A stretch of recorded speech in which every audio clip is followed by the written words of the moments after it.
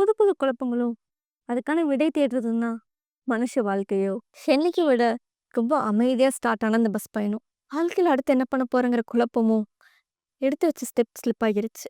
அப்போ அடுத்த ஸ்டெப்பை பார்த்து வைக்கணுங்கிற பயமும் மண்டை ஃபுல்லாக நிறைஞ்சிருந்துச்சு. அப்போதான் அவன் என்னை கூப்பிட்டா, அக்கா அக்கா இங்க யாராவது வருவாங்களா? இல்லடான்னு தலையாட்டினதும் என் பக்கத்துல வந்து உட்காந்துட்டு, அக்கா என் பேர் பிரியா, உங்க பேரு அப்படின்னு பேச்சு வளர்த்தா. அவ்வளோ விருப்பம் இல்லைனாலும் என் பேரும் பிரியா தாண்டா அப்படின்னு சொல்லி சிரிச்சேன். அக்கா படிச்சுட்டு இருக்கீங்களா? வேலைக்கு போறீங்களோ? நானும் இங்கே தான் இந்த மில்க் வேலைக்கு போகிறேன் அப்படின்னா. மில்லுக்கு வேலைக்கு போறியா? என்னடா படிச்சிருக்கேன்னு கேட்டேன். எங்கக்கா 12th தான். 2 அக்கா கல்யாணத்துக்கு வாங்கின கடன் அப்பா வர இல்லையா அப்படின்னு சிரிச்சா. அடுத்து என்ன பேசுறேன்னு தெரியாம அவளையே பார்த்துட்டு இருந்தேன். நீங்க சொல்லுங்கக்கா, நீங்க என்ன பண்றீங்க? என்ன வேலை பார்க்குறீங்க? அப்படின்னு அவ கேட்ட எல்லா கேள்விக்கும் பதில் மட்டும் தான் சொல்லிட்டு இருந்தேன். அப்ப டக்குன்னு, அக்கா நான் ஒன்று சொல்லட்டா?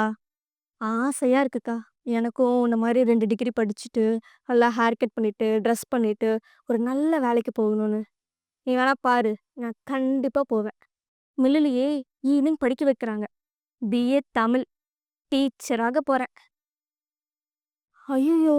அக்கா டீச்சர் ஆயிட்டா, உன்ன மாரி பேண்ட் ஷர்ட் போட முடியாதுல்ல? சாரி தான் கட்டணுமோ? மேபி அவளோட அந்த குழப்பத்துக்கு நான் காரணமோ என்னமோ! ஆனா என் குழப்பத்த அவ தீர்த்துட்டா. சின்ன ஸ்லிப் கிடையாது. லைஃபே அவளோடது மாரி அன்பிளான்டா மாறலாம். But I should build my கான்ஃபிடன்ஸ்ன்னு சொல்லிக் குடுத்துட்டா. And this is life's little stories by செனோரிட்டா.